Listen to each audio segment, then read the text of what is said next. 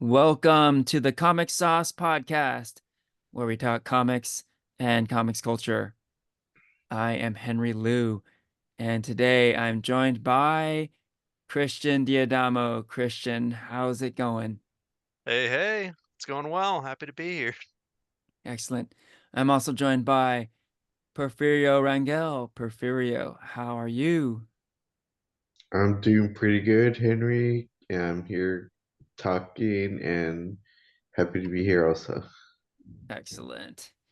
Today is March 7th, 2024, and the movie Dune Part 2 has recently come out. We all saw it, and that's exactly what we're going to talk about today, Dune Part 2. All right.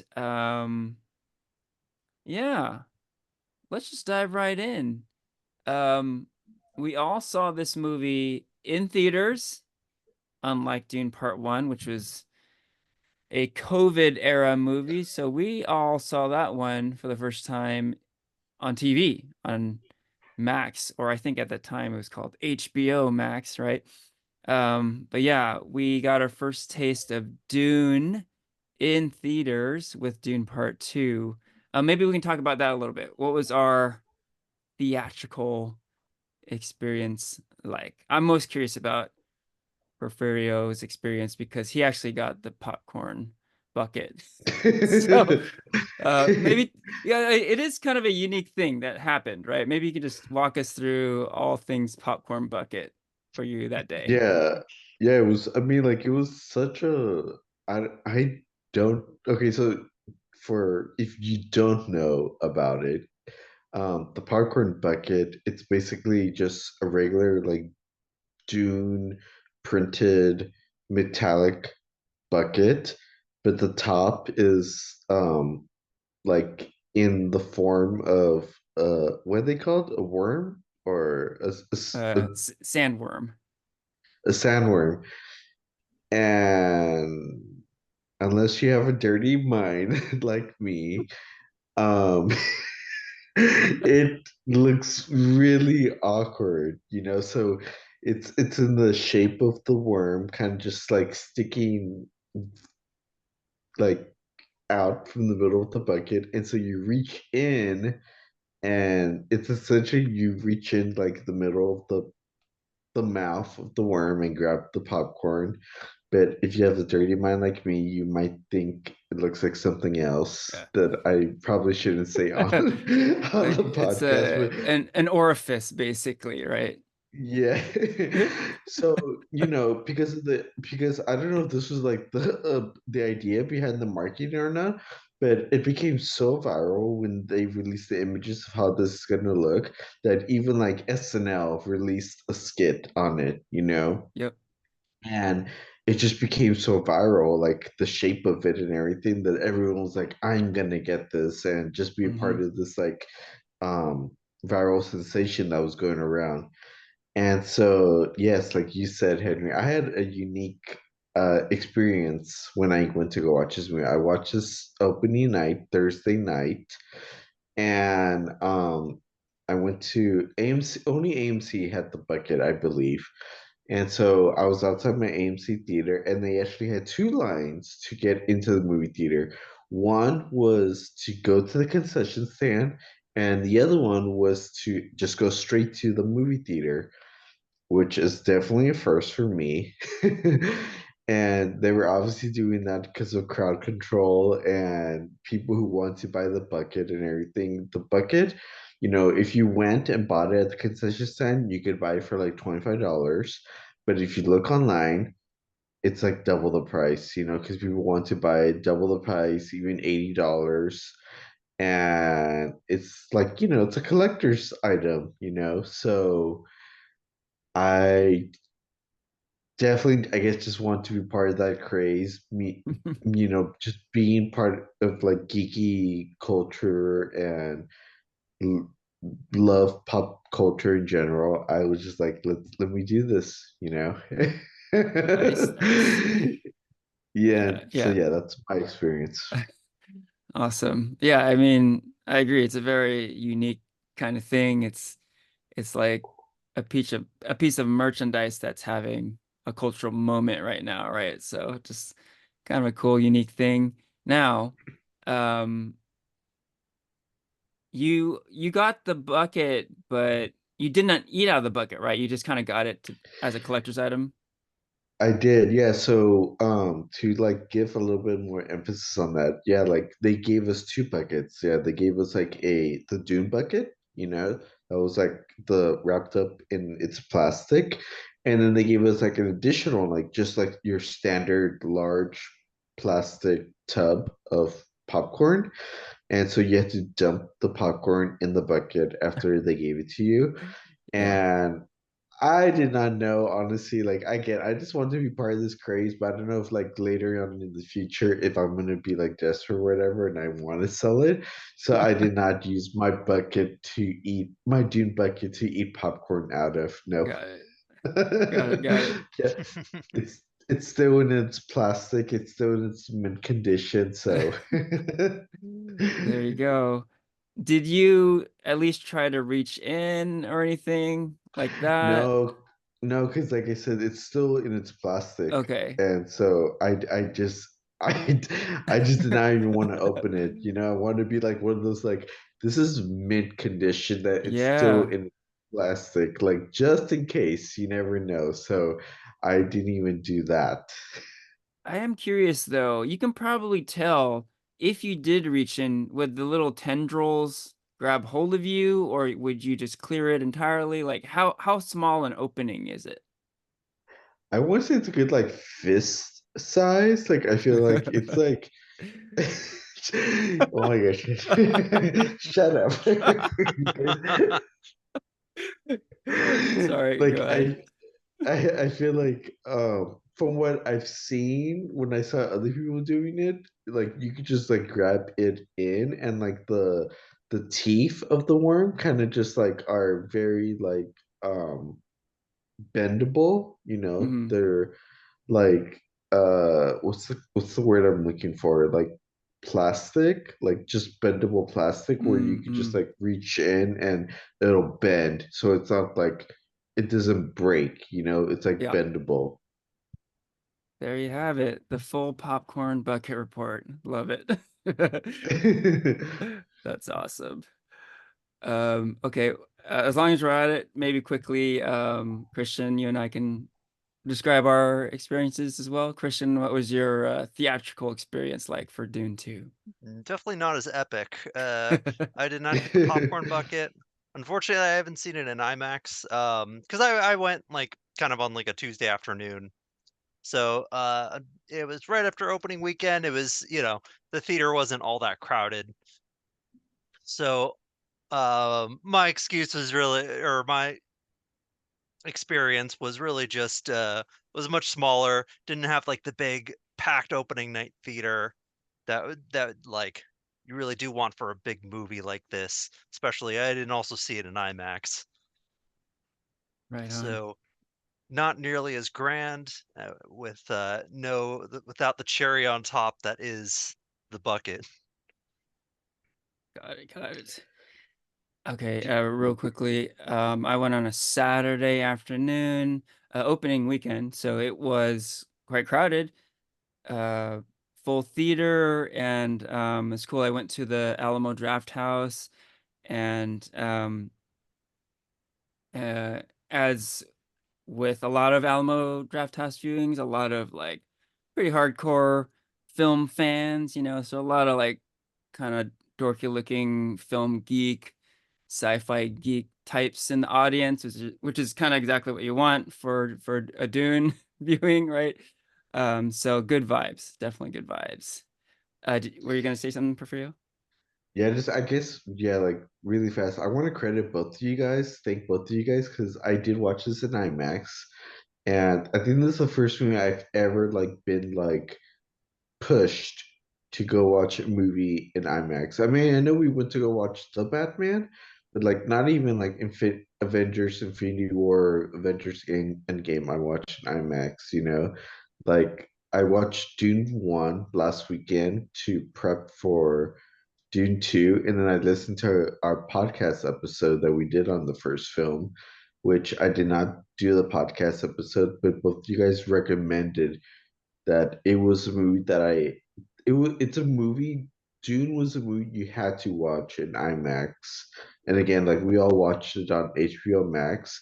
And so I was motivated heavily on what you guys said to go watch Dune 2 in IMAX, and it was awesome. So I have to thank you guys for that. Excellent. That's great to hear. And with that, I think we can get right into the movie. Yeah, let's give the spoiler alert. You've been warned. Spoilers for Dune Part 2. Okay, so we saw the movie, and it was a pretty long one. You know, it was longer than Part 1. Clocked in at, let's see, what, 2 hours, 46 minutes, I think. Yeah, that's what it clocks in at. Um, and yeah, what do we think? What was good? Let's call call out some of the highlights. Anyone want to start with that? Stuff you liked in the movie? Yeah, I'll start. So I think because we were, just talking about how this is the big IMAX experience, and I think the first thing I would say is like this is probably I think right now, 2024, um, this is probably like one of the best looking movies right now. Like some of the best that I think I've ever seen. I think um the cinematography it was done by Greg Fraser. I think I said that right. Greg Fraser, who also actually did the Batman. Um Oh. Amazing work. I think Denis Villeneuve, the director, is really really good with these really big like cinematic look and feel of his movies. Like a lot of his movies just feel really big. And this Mm-hmm. is like probably the biggest, like most ambitious that he's done. And I think there's just so much eye candy when you watch it. The set pieces feel really big. Hans Zimmer does the score to accentuate kind of the like epicness of each scene. I think we've already given the spoiler warning, so I think two of the big standout moments that you're just kind of like, wow, was the part where Paul rides the sandworm. Uh, was really big. That's like one of the like just the music swells. It's like a big moment. The sandworms are just so mad. These just massive creatures that it's so cool to watch. And I think the other thing that was just kind of just like probably the biggest visual treat of the entire movie was Gedi Prime, the black and white planet. That was like the Harkonnen home planet. Mm-hmm. Was just so cool to watch the way they did how their atmosphere made everything look black and white. It just looked so alien, you know. Yeah. The way the fireworks were, how they were like these ink blots, and those like really creepy like background people in those costumes Mm-hmm. Yeah. as Austin Butler fought the those three guys. They were just kind of hanging around him. Yeah. Like I think just visually, just one of the best looking movies I think I've ever seen.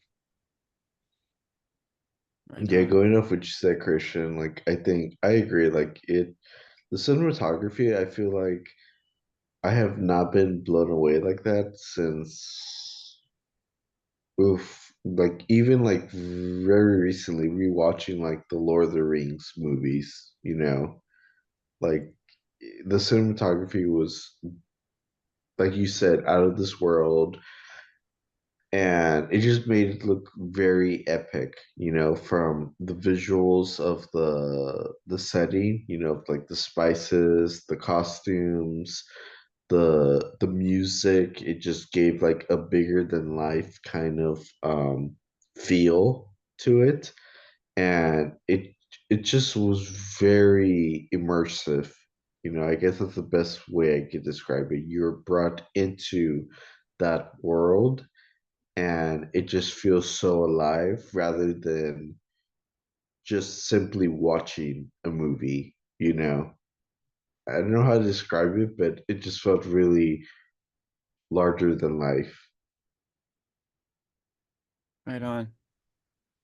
Um, yeah, Christian, I'm glad you brought up the black and white scene because that definitely stood out to me as probably the coolest scene in the entire movie. It was amazing. So, um, yeah, like Austin Butler is really good in this movie. He was definitely a highlight for me too, and this scene is where he is essentially introduced. Fade Routha is his character, and yeah, just visually, this scene is amazing. Like, first off, it is in black and white, but you're not really sure at first, is it shot in black and white, or is it just like that's what this planet Like the is? design. Yeah, Yeah. is it like there's like a dust storm and you just don't see Uh-huh. colors, and it just it's an experience and it's wild. You do kind of formulate later that okay, they just literally shot it in black and white for stylistic purposes, but it is cool. Like early on, you're like, whoa, this is just really jarring. Is this what the planet looks like? Is it obscured from the sand? Like, is the color obscured from the sand? Um, or what, you know? And like on top of all that, it's just an awesome like gladiator battle, right? A really cool action scene, a really cool like character intro scene, character development. You kind of get a feel for what this character is about and how savage he is. Um, and yeah, I can't say enough. Um, Particularly because I definitely enjoyed the visuals of this movie. Um, but I felt like it was essentially an extension of part one, you know. Um, when we podcasted about part one years ago now, we were like, you and I, Christian, we're just like gushing over how amazing it looked, right? And and yes, part two is amazing to look at as well, but I kind of felt like, well, there wasn't really anything particularly new. So I was impressed, I was blown away, but I kind of felt like, well, I have seen this before.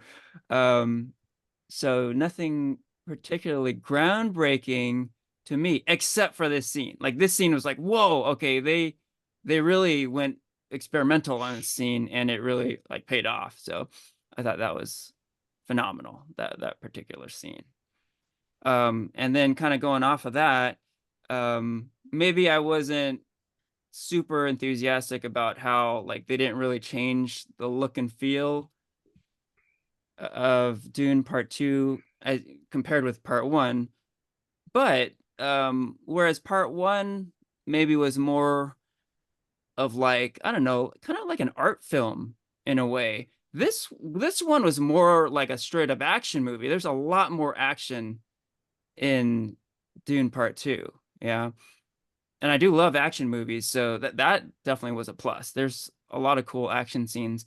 Again, the black and white scene was like the best action scene. And again, just the best scene in the movie. But it's not the only action scene in the movie. There are a lot of action scenes in the movie, a lot of cool action scenes. Um, like this happens a couple times in this movie, but whenever you see the Fremen kind of like jump out from the sand. It is so fucking cool. Like it is like, whoa, that's awesome. Yeah. That's Um badass. it's yeah, it you call it Porfirio. It's just badass. It's really cool to look Yeah. at and it's thrilling. It's exciting, you know, and that was, you know, again, a different vibe from part one because part one is like just this like visual and sonic experience and it just transports you and like I said it's kind of like an art film, but this is just like more of an action movie and it has like those action thrills throughout. So I would definitely want to call that out.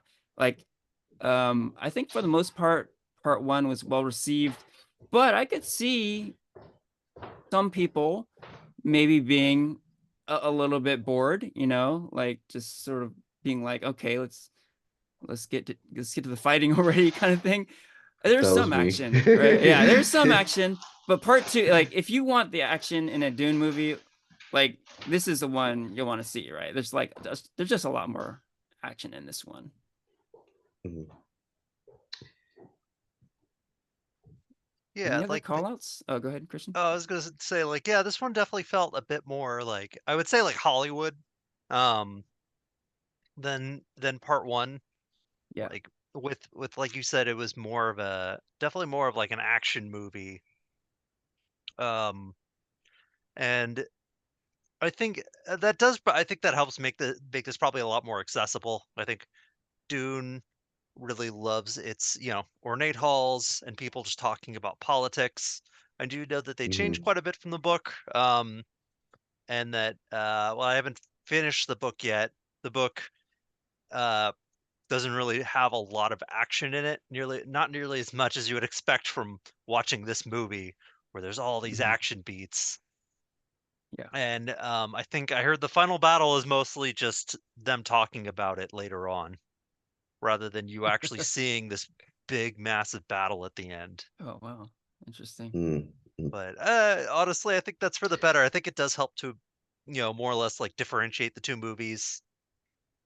Yeah. Hmm. I don't think that's a bad change at all. Got it. Mhm. I want to give praise to something else, but before I say what I want to say, I want to ask the question because you got Henry. I think you brought up this question in the first in the other podcast episode. Like, this is a sci-fi movie, but it doesn't feel like a sci-fi movie. You Mm. know, and I feel like there's like some witches, there's like talks of prophecies, like something that you've heard in like, Star Wars films of like the one, the chosen one, Um and I feel like when we tend to think of sci-fi movies, we think of them as like, space and aliens and all that kinds of stuff. Um so before I say what I want to say, like, do you guys still consider this to be like a sci-fi film or like a subgenre of sci-fi? What do you think, Christian? Yeah, I'd say it's a sci-fi movie. I mean, I think there is a lot to this movie I think does have a lot to bite off as far as like kind of the more meteor elements of sci-fi. Of course, I think it does play a lot with that kind of chosen one narrative. Hmm. Whereas I'd say maybe we'll get into this a little more later, but Star Wars kind of plays it very straight with it, whereas this kind um of- uh things a little bit differently. And I think, of course, it's Dune. Um, it definitely is like one of the most influential sci-fi books of all time. Hmm. Coming out for see, I don't have it when it came out in front of me, but um I do know its influence is very widely felt throughout all of the sci-fi genre. So, um, in a way, this is like it's almost like this is the sci-fi movie in a way, of Yeah, course. in a way, yeah, yeah. Hmm. What about you, Henry? Yeah, I kind of agree. Like, not only is this sci-fi, but this is like more sci-fi than your average sci-fi movie, right? Whereas a typical sci-fi movie might be, I don't know, 100 years in the future. This is like 8,000 years in the future, right? This is like out there. This is like a completely foreign world. What the people wear, the weapons they use, how they speak. It just feels like it's like way out there. It's not of our current world at all. Yeah. I guess where it might not feel as sci-fi as other stuff would be the fact that it's kind of uh I don't know, low tech in a way because you're in these kind of primitive Hmm. settings like the desert and these little huts and um there isn't a lot of like super fancy technology. I mean, I guess you could argue in some ways it is, but you kind of get I don't know, like you don't get a lot of times, like, what I'm getting at is a lot of times with sci-fi, the images you might see are like maybe like cyberpunk stuff where you see cityscapes Mm, and hmm. neon signs and stuff, and you don't get any of that here, right? It's a completely different look and feel. Yeah. But I would argue that, like I said, this is like more sci-fi than anything because you feel it being so far in the future that it does feel like a completely foreign world. And ultimately, like that, to me, that is a lot of what science fiction is. Um, Hmm.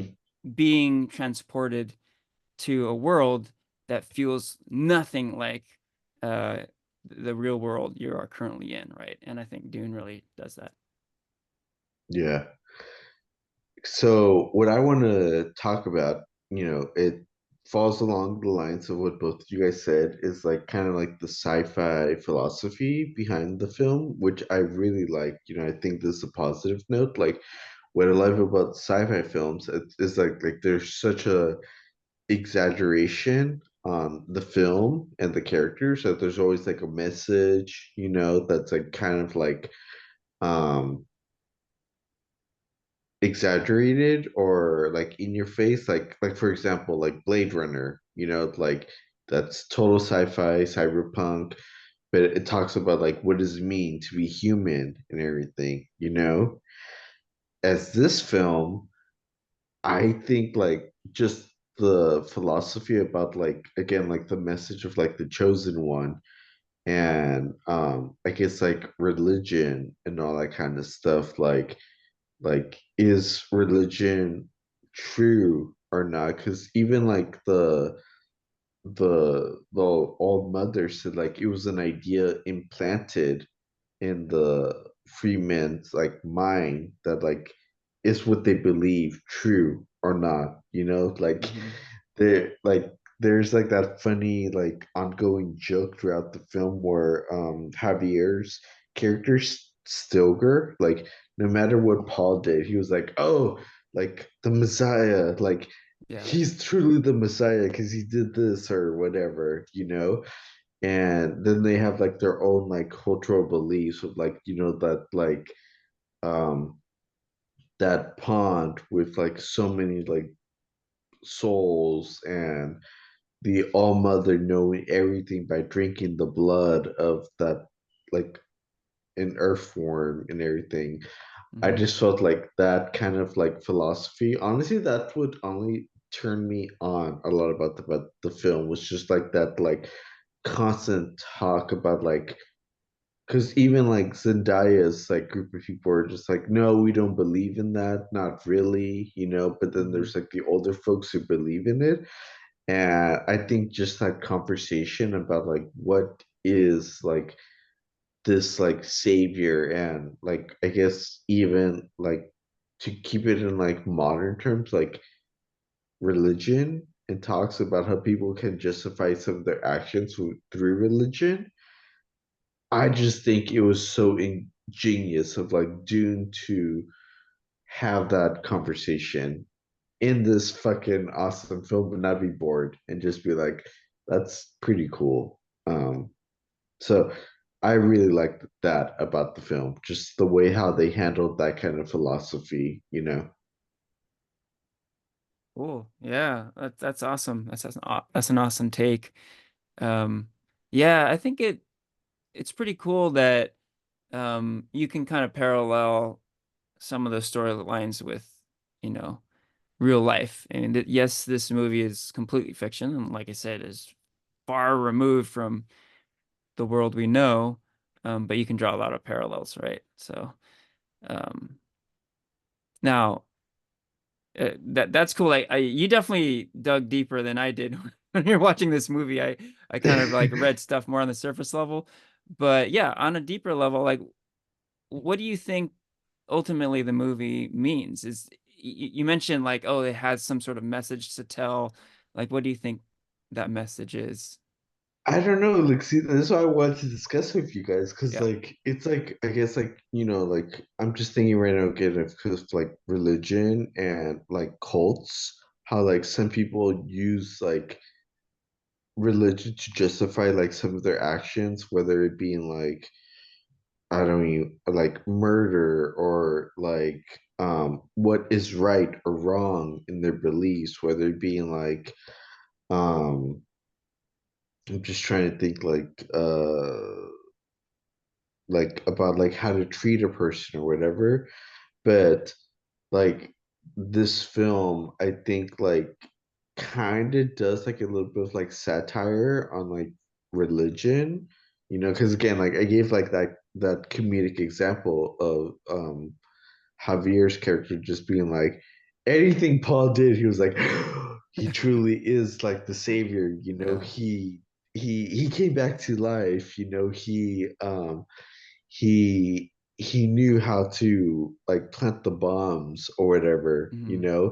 and Zendaya's group of people were just like rolling their eyes and just being like, okay, like you could easily be influenced, by like the actions of a certain person, Yeah. like I don't want to get too political on this, but I could feel like that could even be said about like Trump supporters and how they follow Trump, Hmm. like anything they say, they can find a reason to Yeah. justify what Trump does, I don't want to get too political, but I feel like yeah, this movie did a little bit of a not so much like this is right or wrong, but just to be like listen, like let's have this like conversation about like religion and what does it actually mean, Hmm. like Yeah. I'm not to say that it's all bad because like faith can guide a person Hmm. into a good journey, you know Hmm. but I think I feel like this film, or maybe I don't know about the books, but the film does a good job of just kind of, I think, opening up that conversation, because it does have two sides from two different Hmm. generations. Yeah. I do agree that it doesn't paint religion in a negative or positive light. It just kind of like lays it out, right? Here it is. And in addition to a lot of the Fremen not believing in Paul as the chosen one, like Paul himself doesn't really consider himself the chosen one, right? And yet Hmm. he becomes that. So it is interesting. So like, just now kind of thinking things over um on a deeper level, um I think the movie is kind of exploring the power of belief, right? So Hmm. whether you believe this person is the chosen one, this Messiah type figure or not, we get to see the power of it, right? Like Hmm. people believing him, and it really led to the Fremen overcoming the Harkonnen in the end, right? So like I said, believe it or don't believe it, like you saw the power of these people believing it, right? They overcame, Hmm. they conquered. And I think that's sort of what we see in real life, right? A lot of people say, "Oh, religion is bullshit. It's just all made up, shenanigans." Yeah. But I don't think anyone's denying the power of belief. If you really believe it, like miracles can happen, right? Medical miracles or just whatever, right? Hmm. And I think that's like, I don't know, a big theme of the movie, right? The power of belief. Exactly. Yeah. What do you think, Christian? I guess one thing I did want to add was apparently a big change from the book was Chani, Zendaya's character, and I thought she was like kind of like that voice of kind of dissent, like, oh, we shouldn't rely on the Messiah to kind of lead us. It should be we are the Fremen. It should be the Fremen to we should take care of ourselves and we should do this for for ourselves rather than rely on Paul. Mm-hmm. Um, and relying in this kind of prophecy, which really you kind of see other political factions are kind of just using to their benefit, the way the Bene Gesserits have talked about it. Um, the way they say, I think even the Bene Gesserits at some point say Paul is not this chosen one, and then it seems like it feels like on a whim they want to give the entire throne to Fade, just because they think Paul is getting too powerful. So they're kind of just Mm. playing different sides. As they say, there are no Mm-hmm. sides. Mm-hmm. And so and then of course, you kind of see Paul being pushed into it by his mother, as Mm-hmm. well as Gurney. And of course, Gurney just kind of wants to get revenge on the Harkonnens. Same with, so you kind of see like so it's almost like a bit of a cautionary tale to that way of thinking in a way, because you see Paul has these visions of like people are dying around him, and Yeah. like kind of towards the beginning of the movie, and you kind of see at the end that they're on the cusp of this kind of massive war between all these um other different houses. Mm-hmm. And so while they think he's going to lead them to paradise, maybe it seems like at the end he's just kind of leading the Fremen into just more war. Yeah. Mm-hmm. Yeah. More war and more suffering. So like I thought the movie did like a really good job of like kind of showing that all the different kind of uh you know pros and cons, all the different kind of aspects of religion, and of course this kind of like the way Javier Bardem's character Stilgar kind of is like kind of much more of a fanatic. Mm-hmm. Mm-hmm. Like, yeah, like one point I think Henry you brought out is like, Paul doesn't really believe he's the chosen one. He even said, I think, like multiple times in the first film, like that's wrong, that we implanted this idea in them so they Mm-hmm. could like think a certain way or whatever. Yeah. But then like, he totally embraces, he takes advantage. I feel like, I don't want to say embraces, but takes advantage of that belief, Yeah.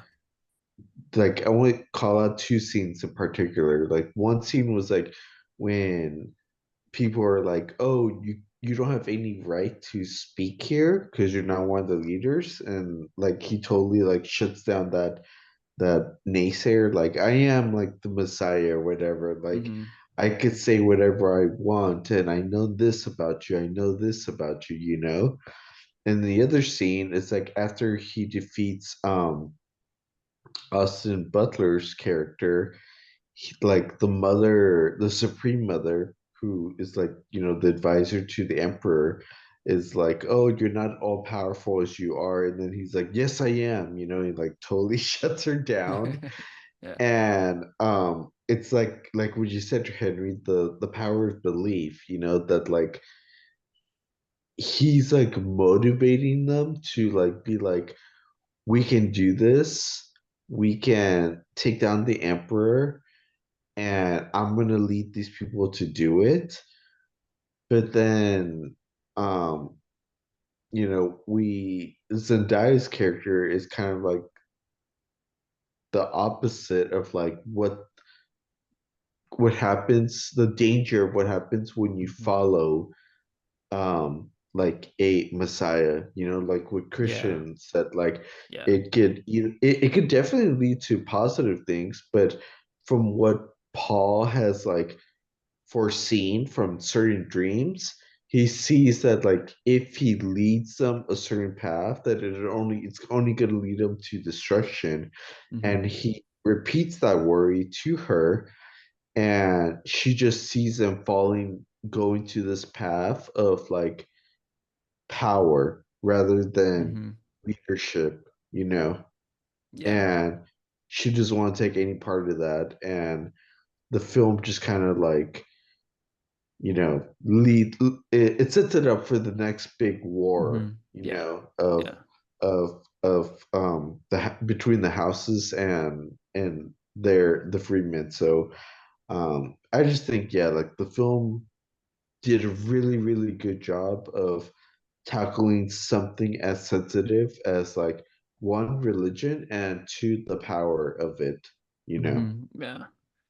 Yeah, that's a good call out. It was kind of jarring at the end when you see Paul go from this sort of unsure non-believer to really embracing his role as the chosen one, right?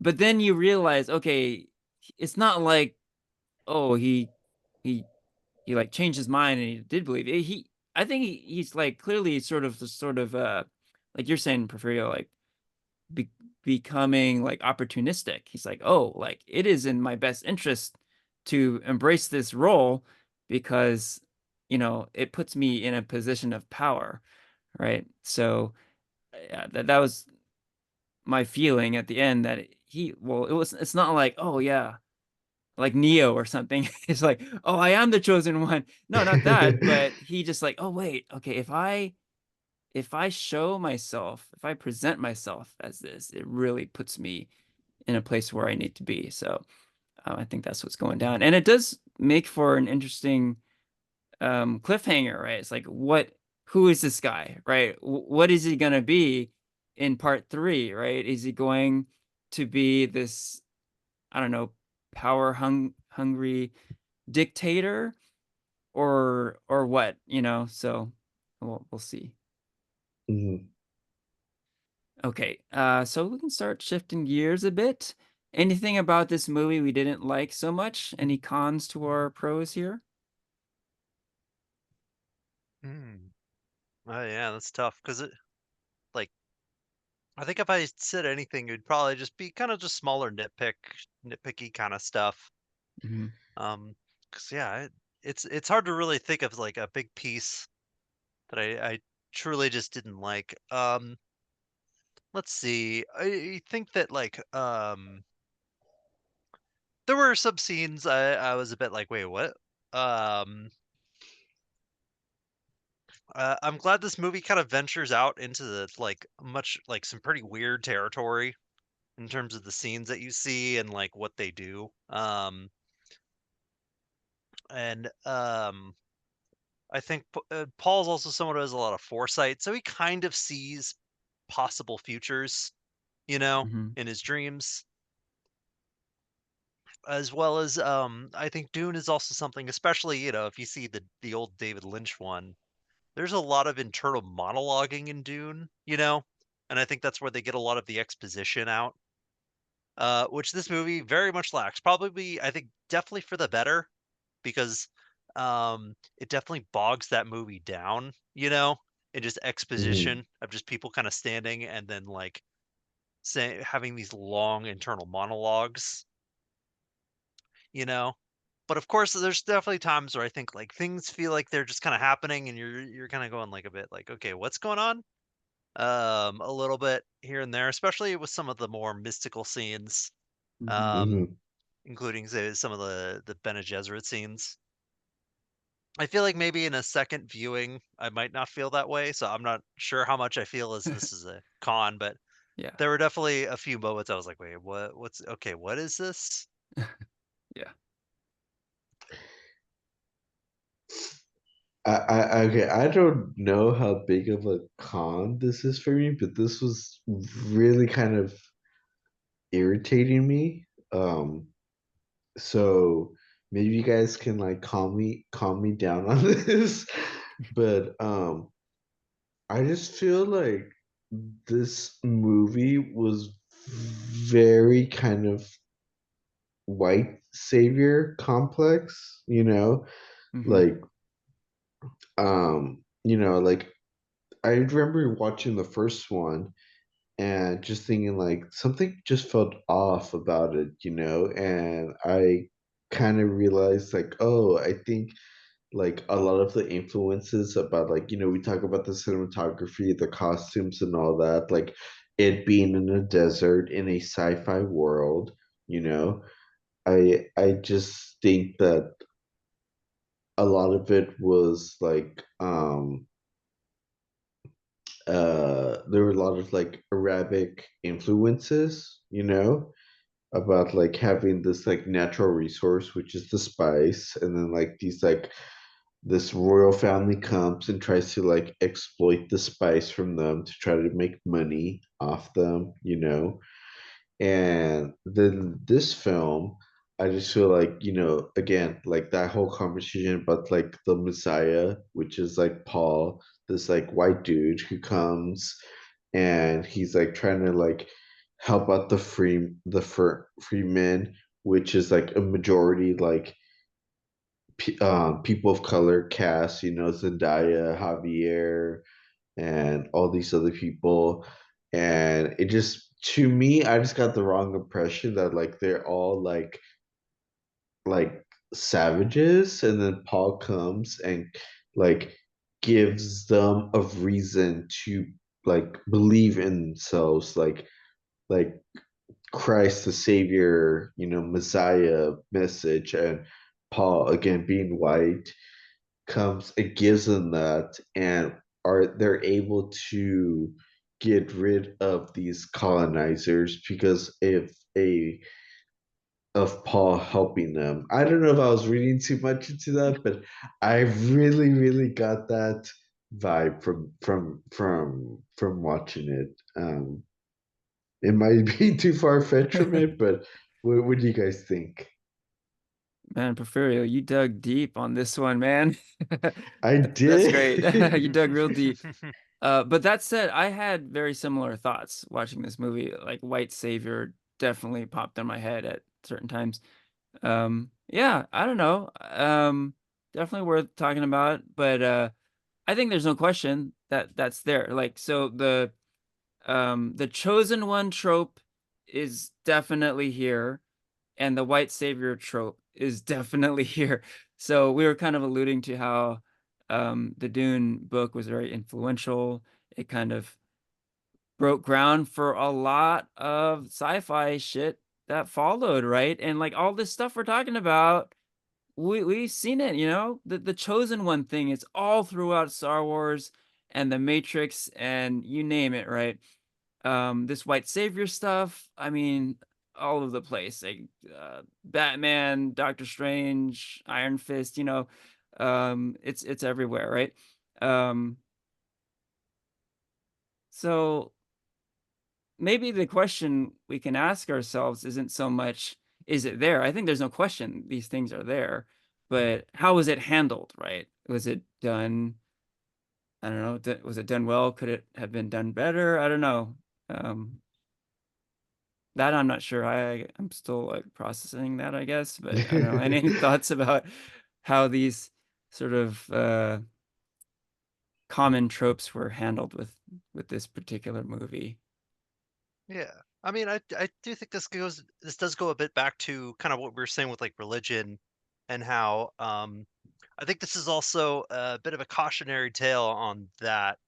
Um how um like you have your chosen one, you have your like this white savior coming to this desert planet, you know, but and how you know, the whole thing is a cautionary tale of Paul Atreides just he's just taking power. You know, taking power, and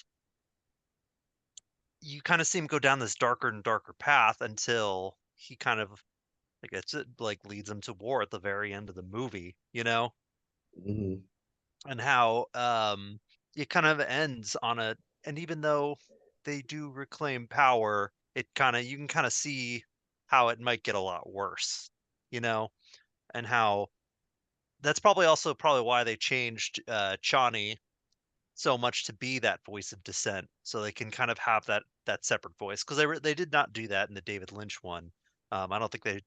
I guess I haven't finished the book, so I can't really comment on the book. But that's what I heard that they did change as well.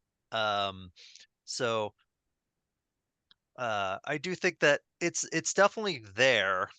And I do think there is a bit of a critique on that kind of that white savior like trope that you'd see.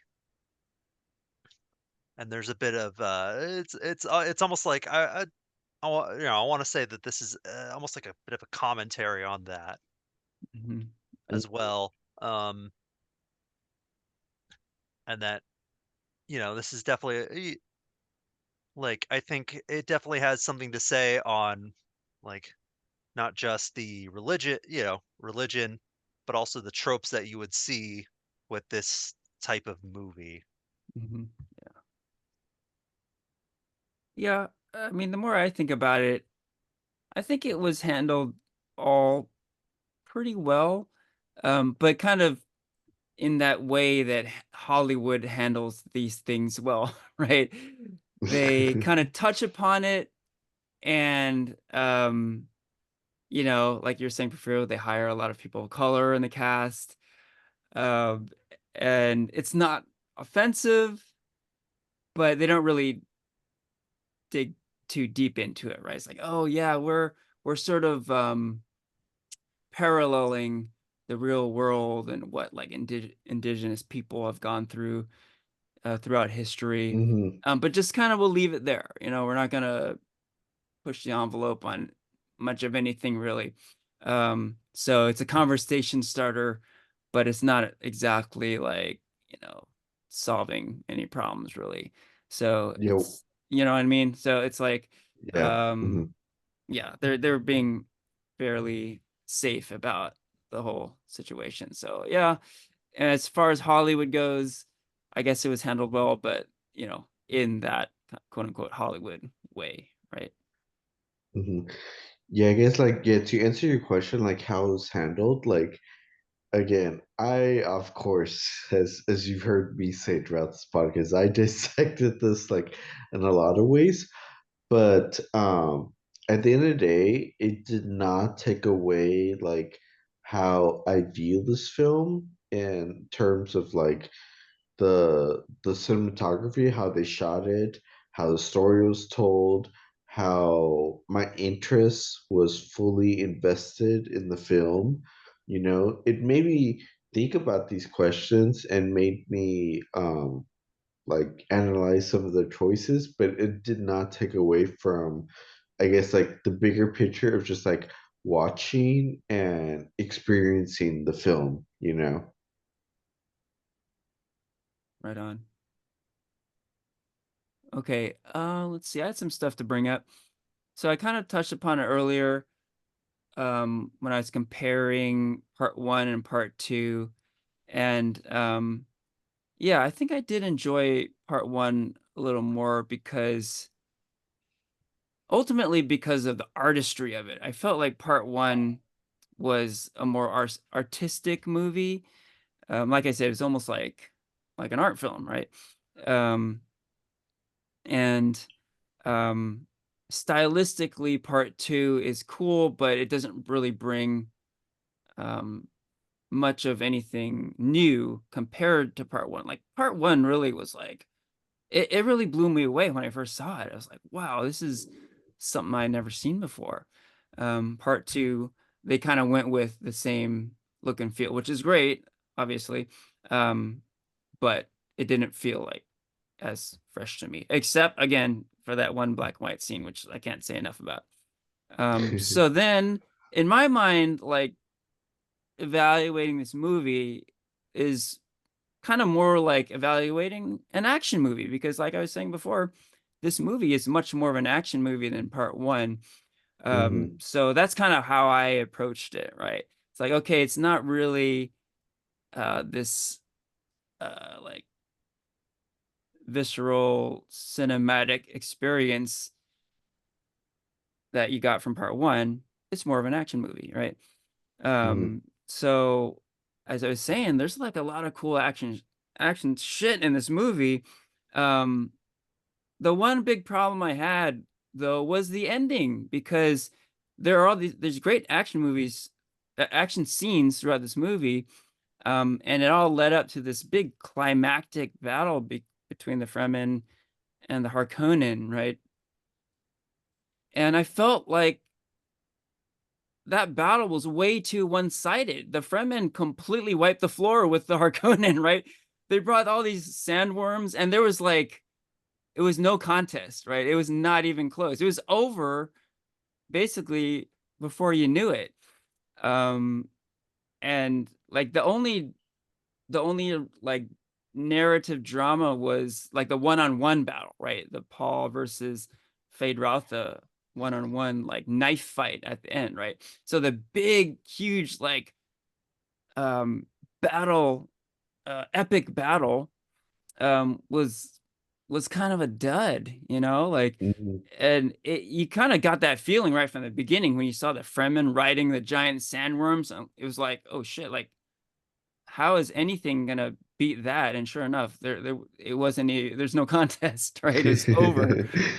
So I felt like yeah, that very end was like it was kind of boring. Like I felt like the Harkonnen were supposed to be like these formidable villains of the movie, but they really weren't at all. Yeah.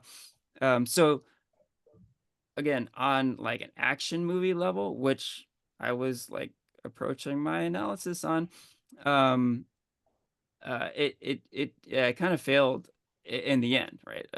Leading up to then, not so much, but yeah, in the end, a bit of a dud. Mm. I totally have to agree with you, Henry, on that end. Like I thought, you know, like like you said, this movie kind of feel like led up to that battle between the two, you know, the Freeman and like the Emperor and his army, Hmm.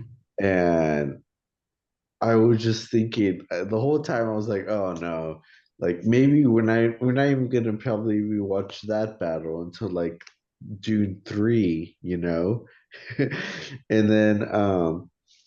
and then yeah, like they had like this whole idea planned out, and then they had like the big like awesome like scenes of like the worms come out and attack them, which was so visually like beautiful, But like Hmm. you said, Henry, the biggest letdown was that it felt really one-sided.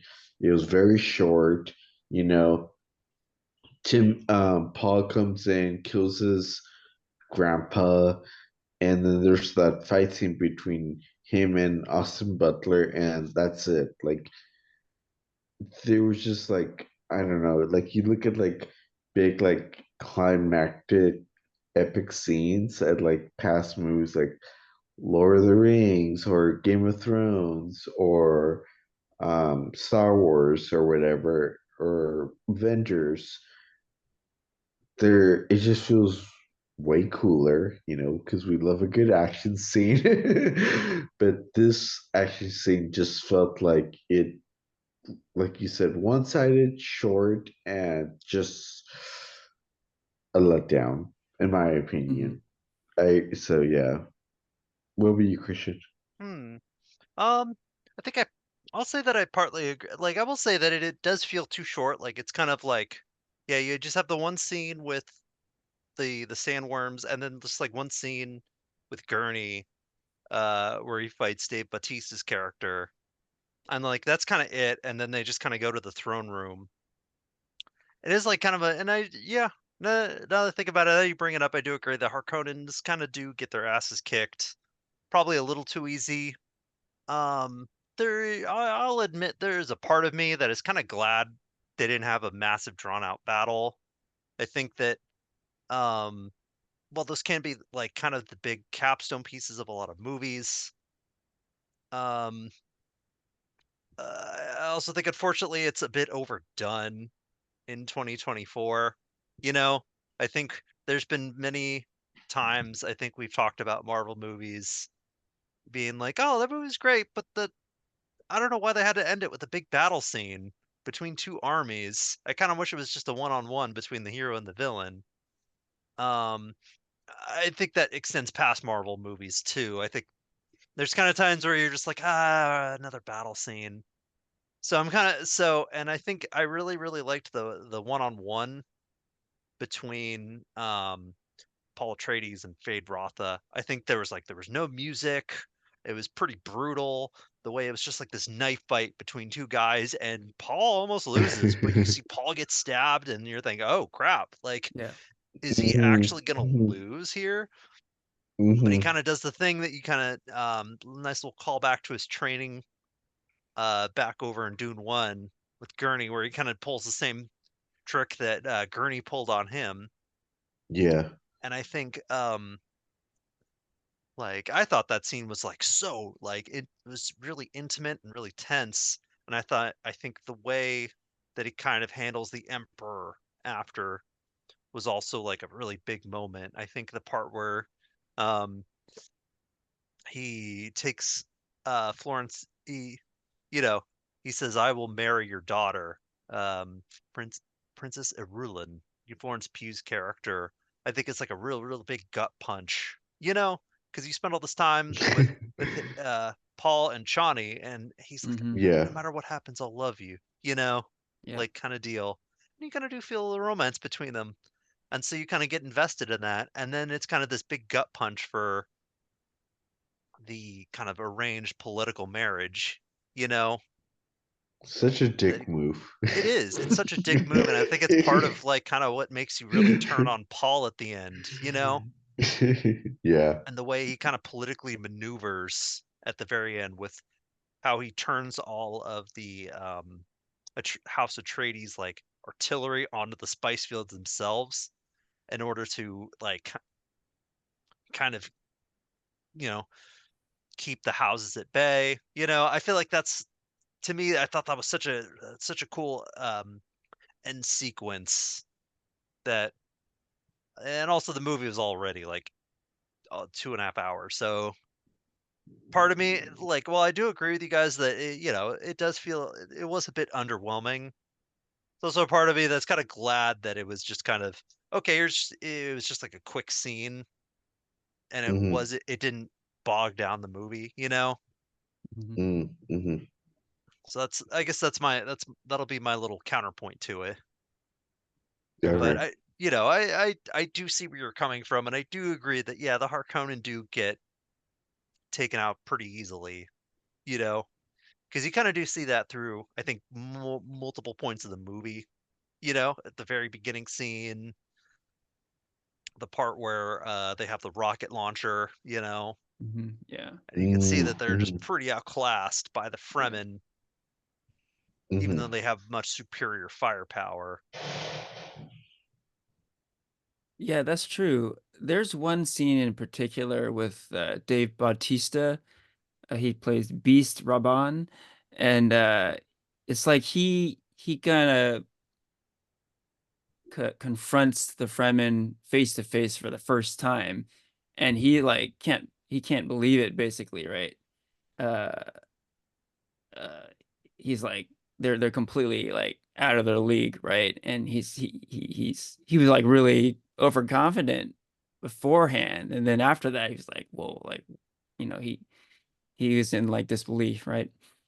So yeah, Mhm. I suppose they sort of set up that sort of one-sided ending. But yeah, in my mind, it just made for kind of um like a kind of a dud conflict at the end. Mhm. Okay, so yeah, moving on to just kind of random thoughts. Any random thoughts about Dune 2? Anything pop in your head as we've been talking about this one? Hmm, um, yeah, let's see. Um, I also think, like, I guess, I'm not sure how much of a negative or positive, I liked because you have, Christopher Walken playing the Emperor. Um, Mhm. Apparently there was an old, Fatboy Slim thing with music video that he was in where they actually reference Dune, funny enough. Mm-hmm. I Yep. forget the music video. Yeah. Weapon of Reminds, Choice, I believe the song yeah, is. Yeah. I've seen that. That's been popping around. I almost could have used like I guess like I said, the movie was pretty long, but I guess I almost could have used another scene with him and Florence Pugh's character because they kind of Mhm. just they show up and then they're kind of just there for like little exposition pieces, and then they just kind of leave. Maybe that's more of a, but I can't tell if that's something because it's like two A movies. It's setup like, oh, for maybe that should have been in the first movie. I'm not really sure where I would have uh put it. mhm. Or if I really would have wanted it, but maybe that's probably more of a setup for the next movie, you know? Mhm. But almost could it's like, oh, I could have used a little more of them. Yeah. A quick I tangent on the Fatboy Slim song. So uh there's a lyric in that song that's walk without rhythm and you won't attract the worm. So clearly a Dune reference. And yes, Christopher Walken stars in the video for that song, very notably because he puts on like an amazing dance number, right? Um, so it makes you wonder, like, was he cast for this movie because of that video? Like, I'm sure there's this whole rabbit hole you could go down, but um, just a humorous side note for this Yeah, movie yeah, it's for such a sure. weird It's coincidence. so weird. It's so weird. By the way, at, at the Alamo Draft House before the movie started, they do those little fun videos before the movie. One of them was that video. They did play Weapon of Choice by Fatboy Slim, and they highlighted Christopher Walken and that particular lyric. Did you have something, Porfirio? I did and I forgot. Yeah, it might come back. But uh but I'm curious, Henry, because you said you went to go watch this with like a packed theater, right? Yeah, it was pretty crowded for sure. Uh so all of us were no stranger to going to like watch like a Marvel film, and we have like those like um certain scenes where like the audience is just like, yeah, yeah, or they cry all together, you know. Like, how was your theater like, I guess, like overall, like how did it contribute to the like watching experience? Because Hmm. my theater was surprisingly very quiet. I think, I Hmm. don't know if it was everyone was just like mindful of just like taking it all in and just watching it. Like there was no cheering. There was, if people were crying, there you couldn't hear them. Hmm. So I'm just curious how your theater was. Mine was quiet as well. I had mentioned there was a good vibe in the theater. I could tell the people who were there really wanted to be there. But it was quiet. It was quiet. Yeah, it was not a rowdy crowd. And it does make me think that Dune is not really a fandom kind of franchise. It's not something Not that yet. people are going to be whooping about, right? Before Yeah. we started recording, we were talking about Dune cosplay and how Dune cosplay is like so far pretty much non-existent at comic conventions, right? Which is pretty wild for a very well-known sci-fi franchise. I have a feeling we'll be seeing some Dune cosplay this year. But like so far, literally, I have seen none in person. So that's saying something. Um, yeah, it's interesting. I think it is a fandom. It's just that it doesn't really fall under that like traditional fandom category where people cosplay, people get fired up at the movie theater. It's just a Mhm. different kind of vibe, like I think with the Dune crowd, it's just maybe a little bit more of a cerebral, internal kind of fandom. Um, but yeah, no, it's funny. What you described as your movie going experience was very similar to mine. It was quiet. Okay. Quiet enthusiasm, I would describe it as. Um, okay. I remember what my question was. What did you guys think of that? Oh, I don't remember her name. Anna Taylor? Oh, Anya The Oh Taylor-Joy. yeah. Yeah, yeah. uh, what do you guys think of that cameo? Like, because I remember when she got casted for the role, people were very get because she's such like a good like upcoming actress. People are really like Mm-hmm. happy for that role. And I actually watched a video that was a really well kept secret that not even the cast knew what her Mm. role was within the film. Um, and then we only got like a minute of her, like of her screen time. Yeah. Yeah, I heard it was Um, cut down like pretty substantially. oh really? Hmm. Was it? That's what I've What heard. It's somewhere. It's something I've seen on somewhere I read online. It was okay. supposed to be a I bigger was just thing, and then they ended up having to cut it for time. I was just I guess like curious, like because again, like a big name like that, like you don't just give like 1 minute airtime, like what you guys' like thoughts about like her character or that, but that gives what you said, Christian. I had no idea like her air screen time was cut. Yeah, it is kind of like a blink and you miss it moment, Mhm, you know? yeah. Yeah, barely a Mhm. cameo. It was a surprise. Yeah, when it happened, I was like, "Oh shit, that's Anya Taylor-Joy." And it kind of confused me because I remember there was like a news item about her being rumored to be the Silver Surfer in the MCU, right? So that kind Yeah. of got mixed up in my mind. It's like, wait, is she the Silver Surfer? Wait, no, wrong franchise. What the fuck? But you mentioned Porfirio, like, isn't it kind of weird that like a big A-list star would do like a no dialogue cameo like that? Um, yes, if it's a one-off, but I think they're like setting it up for part three, right? So watch out. She might play a big role in part three. Mhm. That's my take. And did she what was it that she said? Did she like warn him of like warn Paul of like the path that he would take or something like that? I don't recall. I don't Yeah, remember having I don't dialogue. remember. Yeah, barely remember the cameo. Because I wasn't she? know.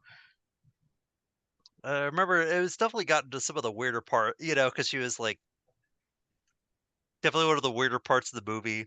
Jessica, she was talking to her unborn baby. Yeah, Yeah, yeah, yeah. yeah. No, okay, okay.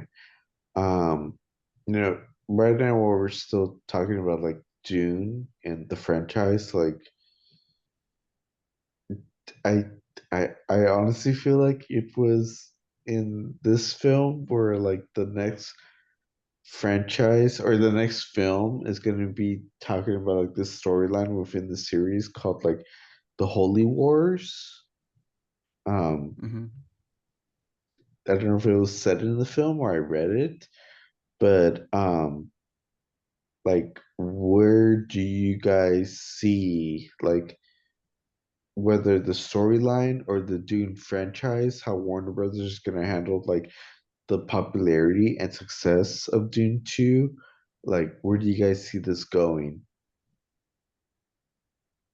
Good Hmm. question. Yeah. Well, first off, it's really telling that they never greenlit a full trilogy, right? They made Dune Mhm. 1. Um, we all had to wait a while before they even announced a part 2, right? So when it came Yeah, there was out, like a month later. yeah, it was like, okay, are they even continuing this? And we had to Yeah. wait. Same thing now, part 2 came out, a lot of buzz, a lot of uh people enjoyed it. It was well received. But yet to this day, we have not officially heard there will be a Dune Part 3. So that kind of goes back to that fandom thing I was talking about. There isn't this huge, ravenous, big fan base. So they have to do things kind of one step at a time. Warner Brothers would love nothing more than this becoming their next big franchise, right? But right now they're not able to do that. In the future, most likely, I would say like 99% there will be like a part three. Um, but beyond that, like who knows? I know that Warner Brothers would love to put like a series on Max, maybe like a prequel series or like there's a lot of Dune books, right? Christian, you're like saying there's like around 30 or so. Yeah, Um 28. 28, yeah. So there's Crazy. like there's a wealth of source material they could use.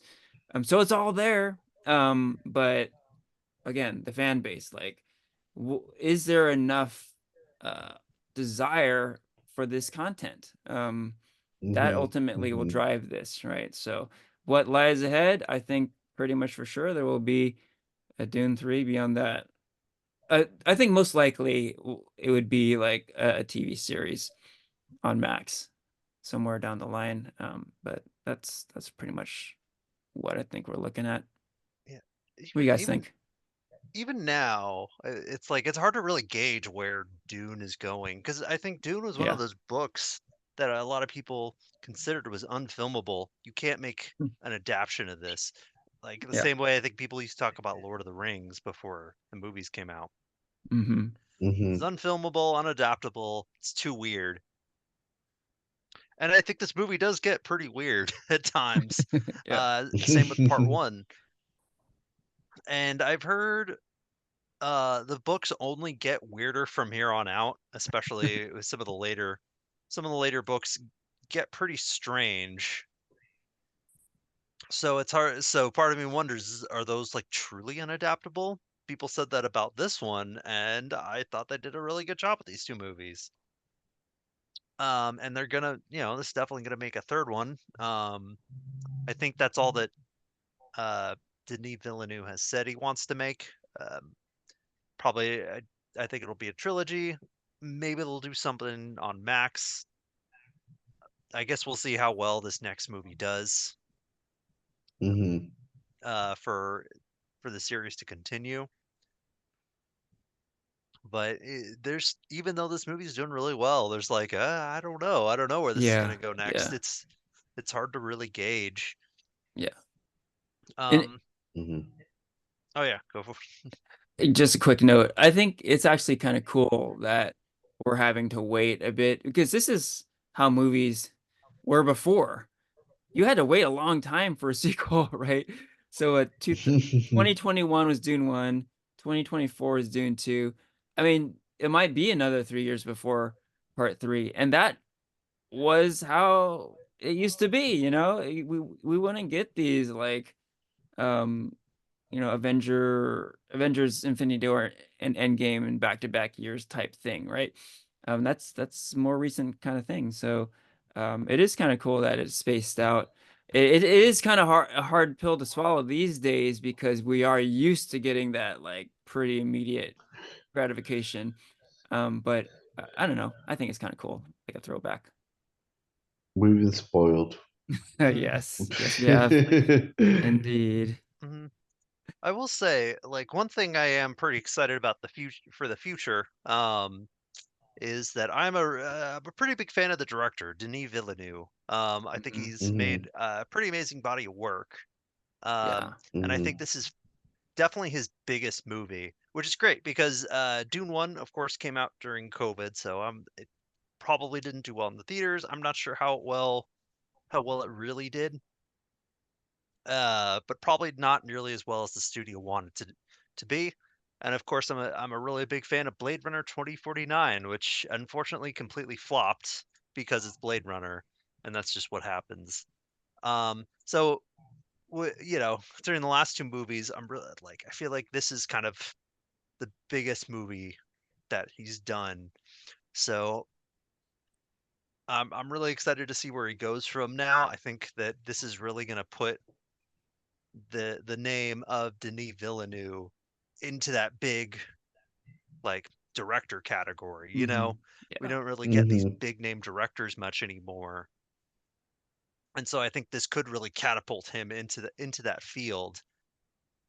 And so I think this like, if it wasn't before, I think that he might become a big director that people would really want to go out and see the next movie of his just because, oh, this is his movie. It, I gotta go see yes, it. uh-huh. The same way people go see Christopher Nolan movies or Tarantino hmm movies, Yeah. Yeah. Yeah, yeah, yeah, So I'm really rooting for him specifically, and I really want to see, what he does next. I really want to see Dune Part 3 and his next movie after. yeah. Yeah, that's a good call out. Yeah, we haven't talked too much about Denis Villeneuve, but yeah, he's an amazing director, and I think it's pretty cool that he's able to do these huge movies. Like you're saying before, Christian, he has that ability to bring this like epicness to his films. We saw it in Blade Runner, we saw it in Dune 1, we saw it in Dune 2. Um, but at the same time, his movies are huge, but there's such great craft and artistry with his work that he has this ability that is tends to be with more like independent movie type directors, right? The big budget blockbusters, they tend not to have this level of filmmaker craft. But he's got that. So he's on a real short list there, right? Where he can do the big movies, but he can um, tell great stories and just put it all together, best of both worlds in a way. So yeah, kudos Hmm. to him for sure.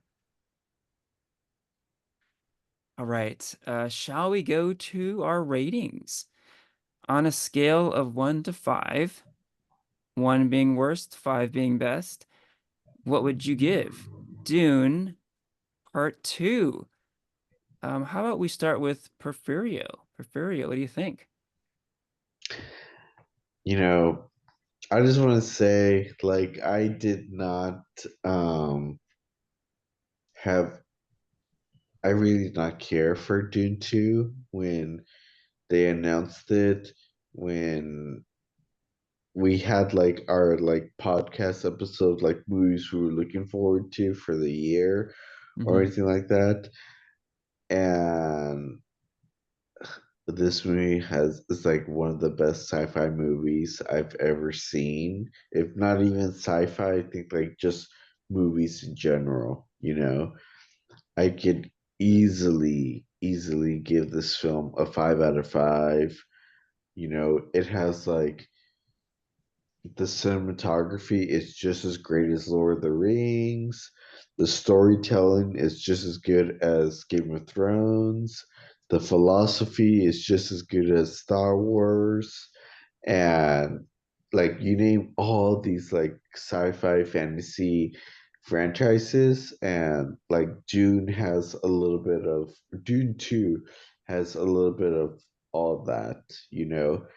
And you know, we said the movie's like 2 hours 45 minutes, and it did not feel, I was not bored 1 minute of it. You know, I was truly invested with the costumes, the storyline, the music, the visuals, the characters, the acting, and I enjoyed it. um it was just fucking awesome. So 5 out of 5 easily. Awesome. High praise from Porfirio. Okay, I can go next. So I didn't enjoy it as much. I definitely enjoyed this movie a lot. Let's see. I would say, well, I have been saying that I enjoyed part one on an artistic level more than part two. And while the action scenes in Dune are great, and the fact that it is an action movie, I dude, that was kind of a pleasant surprise as I was watching it. I really enjoyed the action until the end, which was again a bit of a letdown for me. Ultimately, I did enjoy this one quite a bit. I do recommend it with some caveats. So I'll give it a 3 out of 5. How about you, Christian? All right. I think I'm also with Porfirio. I'll give it a full 5 out of 5. I think this really, I know it's the beginning of the year, but I find that this movie is probably going to be really hard for, you know, to top, as far as like a favorite movie of the year. I think this, and I think I also gave the last one a 5. So I think these two together, of course, they make one movie, part one and two. And I think Denis did a stellar job here.